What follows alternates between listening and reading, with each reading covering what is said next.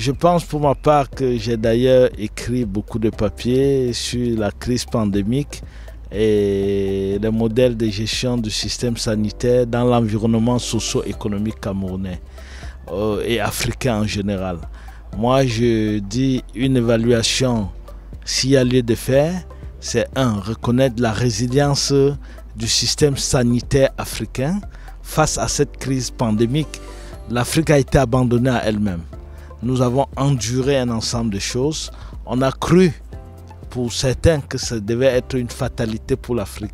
Mais je crois que grâce aux efforts conjoints de nos États, grâce à une vision plus ou moins organisée, parce qu'il faut avouer, il y a eu des échecs de part et d'autre, mais il y a eu cette solidarité aussi.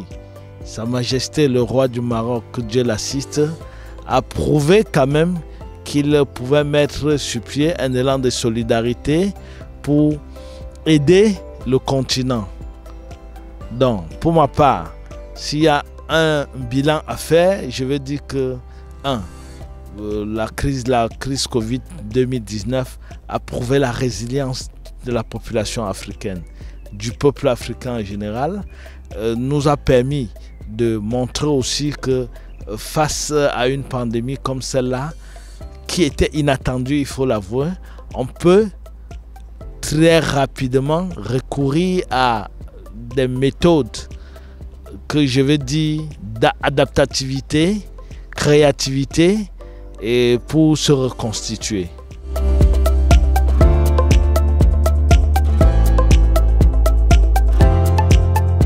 La première conclusion, c'est de construire localement, pour dire africainement, un système de santé assez solide, n'est plus dépendant des autres. Nous avons vu que même les masques, même les vaccins, nous étions marginalisés.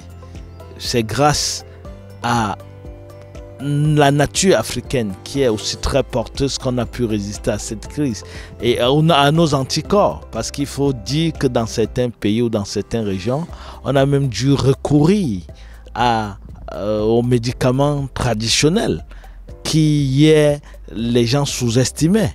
Donc, est-ce qu'aujourd'hui ça apporte un plus à cela? Je dirais oui dans l'ensemble, mais je dis ce que nous devons retirer, c'est travailler en collaboration, c'est que l'Afrique s'organise pour faire face à ces enjeux, que l'Afrique se recentre sur elle-même et que l'Afrique soit capable de former des compétences pour produire même des vaccins, même des médicaments, sans être dépendant des autres continents. Ça, je dis aujourd'hui, par cette crise-là, nous devions nous recentrer sur nous-mêmes, développer nos compétences à local et comprendre qu'un dynamisme peut se mettre en place sur le continent africain. Ceci passe par une vision globale, transversale, une collaboration qui intègre les réalités de toutes les régions. Ça veut dire qu'il faut contextualiser région par région l'approche pour lutter contre une pandémie ou n'importe quel type de crise, même une crise économique, parce que les conséquences sont parfois très difficiles. On a vu, aujourd'hui on est en train de voir avec ce que Donald Trump semble faire aux États-Unis, la dérégularisation du système commercial mondial. Donc l'Afrique doit s'organiser. C'est la première leçon à retenir. Elle doit être forte, elle doit être compétitive en termes de connaissances. Ceci passe par un ensemble de choses qui est la formation tout court et la transformation aussi de nos richesses en capital ou bien en termes de production même pour aider la population africaine. On a des armes parce que si l'Afrique a résisté à beaucoup de choses depuis des milliers d'années, on peut aujourd'hui se mettre ensemble en se disant que l'objectif c'est créer une collaboration ou une synergie autant au niveau de la recherche pour co-construire l'Afrique de demain.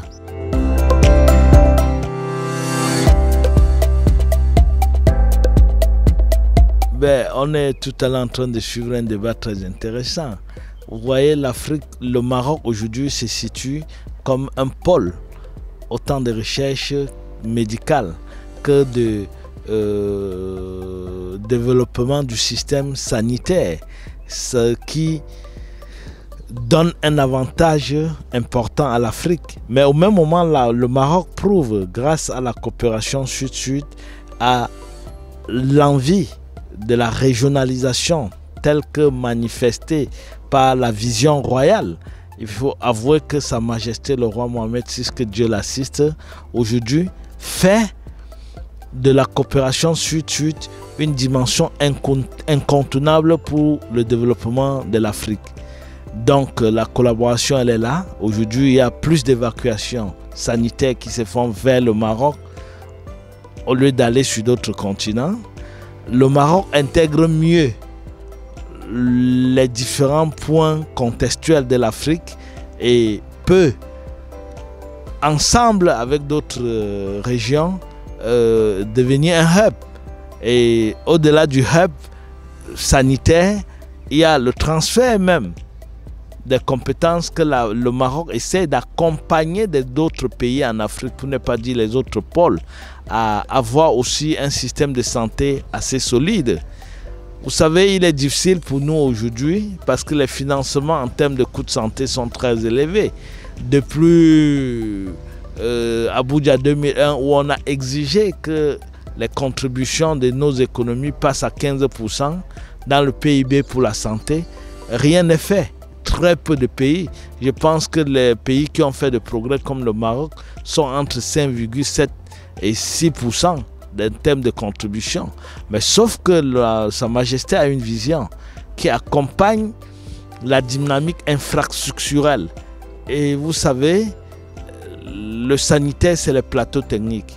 Et après le plateau technique, c'est la formation pour avoir des compétences capables de soulager nos populations.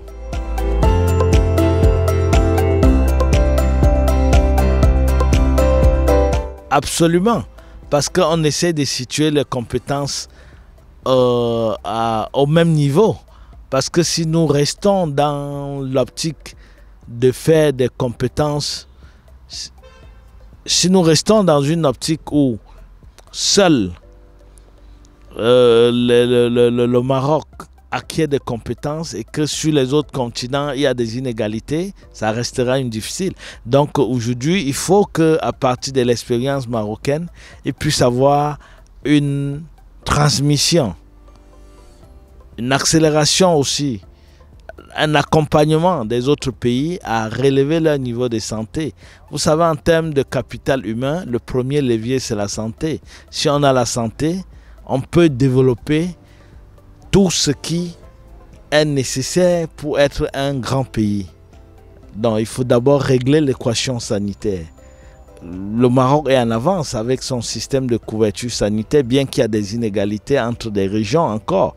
Mais au moins, il y a une prise de conscience qui nous amène à positionner tout au niveau de sa transversalité.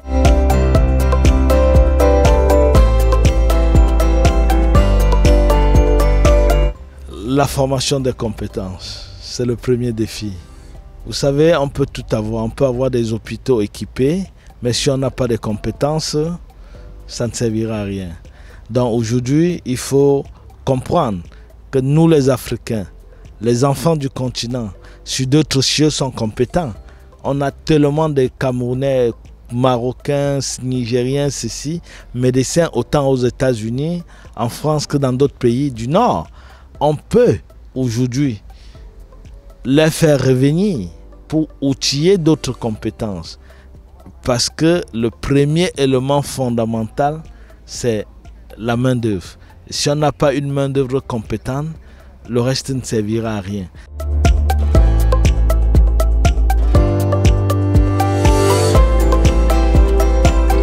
Absolument oui. À la seule différence que le Maroc, en termes d'infrastructure, est un peu plus avancé. Mais bon, globalement, les problèmes restent les mêmes. Et il faut donc qu'on essaye de s'accentuer, de travailler sur ces leviers-là, sur les inégalités dans chaque pays, mais comme je l'ai dit tantôt, c'est l'acquisition de compétences et donner la possibilité à ces jeunes qui sont allés obtenir des formations ailleurs de venir s'exprimer chez eux. Parce que si nous croyons que c'est les autres qui viendront profiter et de nos richesses, c'est toujours une forme d'appauvrissement. Alors que nous, on peut, c'est nos enfants, c'est des gens qui connaissent le continent, qui ont été éduqués jusqu'à un certain niveau sur le continent. Donc, socio-culturellement, ils peuvent intégrer une autre dimension pour amener la population à comprendre qu'ils œuvrent au bénéfice de cette population aussi. Donc, j'insiste sur la transversalité, sur une synergie globale au niveau de l'Afrique pour relever, et même en termes de recherche et de financement, l'Afrique doit travailler conjointement pour que nous ayons une économie assez forte.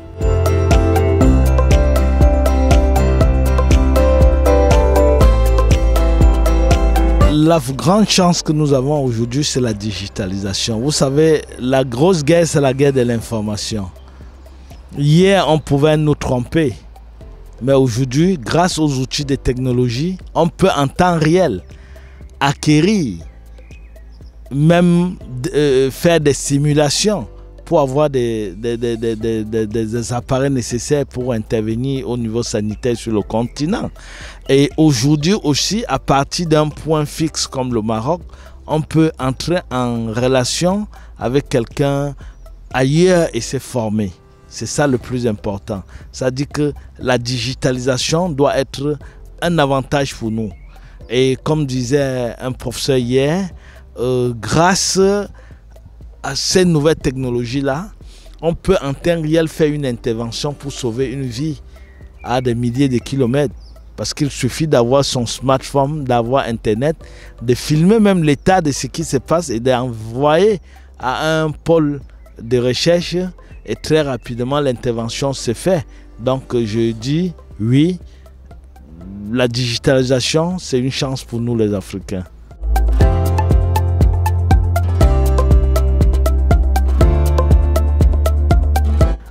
C'est déjà créer des pôles de télémédecine sur le continent et essayer de régler le problème énergétique. Parce que c'est vrai, une des difficultés qu'on a sur le continent africain, c'est le problème d'énergie. Alors qu'on a l'avantage d'avoir du soleil et autres, le potentiel hydroélectrique. Donc il faut développer au moins ça en se disant que si on crée des pôles de recherche par région, en prenant l'exemple de tout ce que c'est fait au Maroc, on crée une collaboration au niveau de chaque région aussi pour outiller des compétences au même niveau. Ça sera un avantage. Et grâce à l'intelligence artificielle, comme je dis, on peut aujourd'hui faire des diagnostics à des milliers de kilomètres. Ça, c'est très important. Je pense que l'Afrique gagnera mieux à régler un ensemble de problèmes tels que l'énergie, tels que la formation des jeunes pour utiliser les outils de la télémédecine et pour faire aussi des diagnostics. Donc le Maroc aujourd'hui est en avance, mais le Maroc doit pouvoir travailler avec d'autres pôles. On a des pays comme le Nigeria, l'Afrique du Sud, l'Afrique centrale qui ont des difficultés à relever le niveau techniquement en termes de pôle médical. Mais ça peut se faire en transversalité.